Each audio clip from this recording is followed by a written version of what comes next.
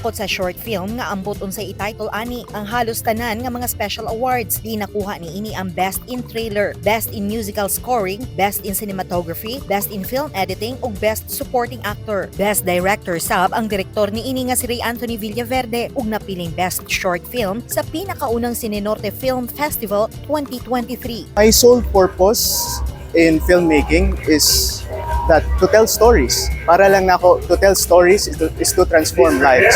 So I decided to be a filmmaker to tell stories that are unheard. I'm more on inclined on stories reflecting on the youth, the students, and those generation that I belong in.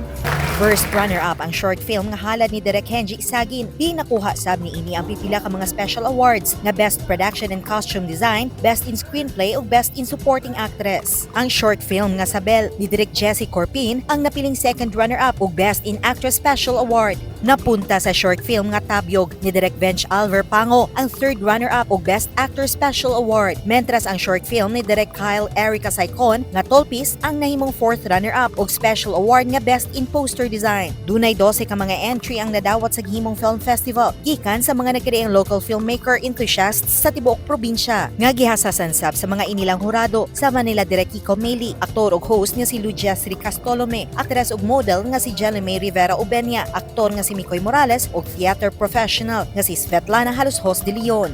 The administration of Mayor Seth Frederick Bullet Halushos is into pushing Dapitan sa unsa pagyoy ba push heritage tourism, film tourism, sports tourism, among others. So we had the Cinemalaya. If you remember, moingon ta nga sa Dapitan ang Cinemalaya, ang ubang tao diri di gid butuo. But we did it with our mayor because he have a lot of connections sa iyang mga staff, sa iyang mga consultants, plus pagid sa iyang family mismo nadala gid diri ang Cinemalaya. And because of that, nakuanta, na-inspire ta to also hold another event which is on top of our usual vlog. Continue telling your stories, the stories of Zamboanga del Norte, the story of your province. Because if you don't tell it, who will? Diba? Sobrang unique ng perspective niyo, sobrang sana makita to ng buong Pilipinas. Anda mo suporta ang lokal nga panggamhanan sa Dapitan, ingon man ang probinsya sa mga nidaog nga mga entries aron pag-produce ug laing film para mamahimong entry sa prestiyosong Cinemalaya Film Festival. Daina Jestro, Newsline Philippines, Province of Zamboanga del Norte. Stay safe.